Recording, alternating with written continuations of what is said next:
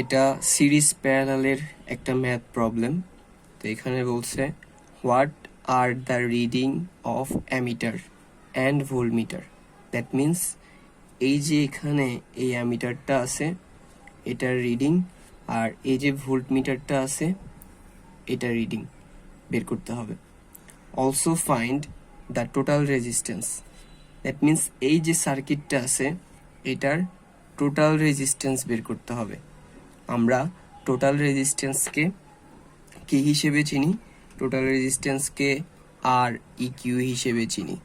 That means এই জায়গায় আর EQ বের করতে বলছে। তো এই যে চিত্র, এখানে এটা 5 ভোল্টের একটা ডিসি সাপ্লাই, যেখানে এটা হচ্ছে প্লাস টার্মিনাল, এটা হচ্ছে মাইনাস টার্মিনাল, আর এখানে এই জায়গায় 4.7 কিলো ওহম এর সাথে একটা অ্যামিটার প্যারালালে লাগানো আছে, আর এই জায়গায় এই 5 কিলো ওহম রেজিস্টরের সাথে একটা ভোল্টমিটার প্যারালালে লাগানো আছে। তো আমরা যদি প্রথমে এখানে যে ভোল্টমিটার এবং অ্যামিটারের রিডিং বের করতে বলছে সেটার পরিবর্তে শেষে যে ইকুইভ্যালেন্ট রেজিস্ট্যান্স বা টোটাল রেজিস্ট্যান্স বের করতে বলছে সেটা বের করার দিকে যাই, তাহলে বিষয়টা আমরা এখানে বের করব। এখানে বুঝার বিষয় হচ্ছে এটাই যে নর্মালি আমরা এই যে অ্যামিটার সেটাকে রেজিস্টরের সাথে সিরিজে কানেক্ট করি। এই যে এখানে যেভাবে আছে এই রেজিস্টরের সাথে এই যে অ্যামিটারটা সিরিজে কানেক্ট আছে। দ্যাট মিন্স সোর্স থেকে কারেন্ট বের হওয়ার পর আগে অ্যামিটারটা ক্রস করবে, তারপরে এই রেজিস্টরটা ক্রস করবে। তো এটাকে আমরা যেহেতু একটা পথ দিয়েই কারেন্ট যাচ্ছে, সো অ্যামিটার রেজিস্টরের সাথে সিরিজে কানেক্ট করে, এবং নর্মালি আমরা এটাই করি। কিন্তু এই জায়গায় সেটা হচ্ছে না। 4.7 কিলো ওহম রেজিস্টরের সাথে অ্যামিটারটাকে আমরা প্যারালালে কানেক্ট করছি, আর আমরা জানি যে অ্যামিটারের ইন্টারনাল রেজিস্ট্যান্স 0। দ্যাট মিন্স এই অ্যামিটার একটা শর্ট পথের ন্যায় কাজ করে। সো এখানেও এই অ্যামিটারটা রেজিস্ট্যান্স 0 হওয়ায় এটা একটা শর্ট পথের ন্যায় কাজ করবে। দ্যাট মিন্স কারেন্ট এই জায়গা থেকে প্লাস টার্মিনাল থেকে এভাবে আসার পরে সেটা এই 4.7 কিলো ওহম দিয়ে আর যাবে না, সেটা যাবে এই অ্যামিটারটা দিয়ে এভাবে করে, অ্যামিটারটা দিয়ে এভাবে করে, তারপরে আবার এভাবে করে যাবে। ঠিক আছে, এখানে আসার পর কিছু 5 কিলো ওহম এটা দিয়ে যাবে, আর বাকিটা এখান থেকে বাকিটা এটা দিয়ে যাবে। দ্যাট মিন্স প্লাস টার্মিনাল থেকে কারেন্ট বের হওয়ার পরে অ্যামিটারের ইন্টারনাল রেজিস্ট্যান্স 0 হওয়ায় সেটা শর্ট পথের ন্যায় কাজ করবে, এবং যার ফলে কারেন্ট এই জায়গা দিয়ে না গিয়ে এভাবে করে অ্যামিটার দিয়ে চলে যাবে।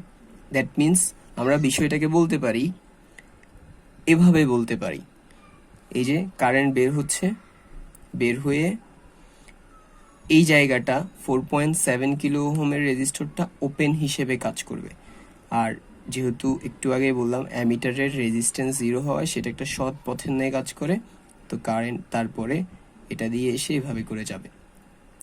তাহলে এখন আমি যদি ইকুইভ্যালেন্ট রেজিস্ট্যান্স বের করতে চাই, সো তাহলে কিভাবে হবে? দেখা যাচ্ছে এই জায়গায় এই যে 5 কিলো ওহম আর এই 5 কিলো ওহম কারেন্ট এভাবে আসার পরে কিছু এদিকে যাবে আর কিছু এটা দিয়ে যাবে। ঠিক আছে, তো এরপরে এটা এভাবে করে যাবে। ভোল্টেজ সোর্স দিয়ে কোনো কারেন্ট যাবে না, কারণ ভোল্টেজের যে রেজিস্ট্যান্স, ভোল্টেজ সোর্সের যে রেজিস্ট্যান্স সেটা ইনফিনিটি।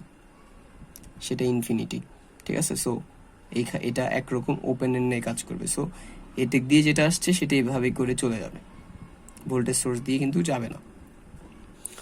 সো তাহলে এই যে 5 আর 5 এটা কিন্তু সিরিজে আছে।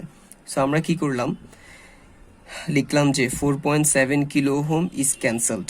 দ্যাট মিন্স এই যে 4.7 কিলো ওহম যেটা সেটা আমরা বাদ দিয়ে দিছি, because ammeter has zero resistance, কারণ অ্যামিটারের রেজিস্ট্যান্স জিরো, সো সেই জন্য আমি 4.7 কিলো ওহমকে বাদ দিয়ে দিতে পারবো। দ্যাট মিনস এটাকে আমি এভাবে লিখতে পারবো।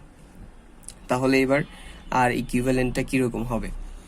সো যেমনটা আমরা বললাম যে কারেন্ট এদিক দিয়ে আসার পর যেটা এদিক দিয়ে যাচ্ছে সেটা একটা সিরিজ পথ, দ্যাট মিনস 5 আর 5 সিরিজে আছে। সো আমি দুটোটাকে যোগ করলাম 5 প্লাস 5। তারপরে এই দুইটার সাথে এই দুইটা 5 আর 5 এই দুইটা রেজিস্টরের সাথে এই যে 10 কিলো ওহম যেটা আছে সেটা কিন্তু প্যারালালে আছে, ঠিক আছে, কারণ একটা পথে দিকে যাচ্ছে একটা পথে দিকে যাচ্ছে। দ্যাট মিনস এই অংশের সাথে এই 10 কিলো ওহমের অংশটা প্যারালালে আছে। তাহলে আমি যেটা 5 আর 5 যোগ করছিলাম সেটার সাথে 10 কিলো ওহমটা প্যারালালে দিলাম। তো এবার আমাকে জাস্ট এটা ক্যালকুলেটরে টাইপ করতে হবে। তো এটাকে যদি আমরা টাইপ করি, প্রথমে আমরা একটা ফার্স্ট ব্রেকেট দিলাম, তারপরে এখানে আছে 5, সো 5, এরপরে প্লাস 5, সো 5 প্লাস 5। এরপরে যেহেতু 5 প্লাস 5 10 এর সাথে প্যারালালে আছে, তাই আমরা 5 প্লাস 5 এর উপরে একটা ইনভার্স 1 দিব, মানে এই প্যারালালটা হিসাব করার জন্য, ঠিক আছে। সো 5 প্লাস 5 10 এর সাথে যেহেতু প্যারালালে আছে, তাই 5 প্লাস 5 এর সাথে উপরে একটা ইনভার্স 1 দিলাম। এরপরে প্যারালাল চিহ্নের জন্য দিব প্লাস, তারপরে 10 আছে 10 দিলাম। যেহেতু 10 এই অংশটার সাথে 5 প্লাস 5 এর সাথে প্যারালালে আছে, তাই 10 এর উপরেও একটা ইনভার্স 1। এরপরে পুরাটা দিয়ে আমরা ইকুয়াল বের করব। সো এই ইকুয়ালটাকে পুরাটাকে আমরা এবার আবার ইনভার্স করে দিব। So answer inverse 1 equal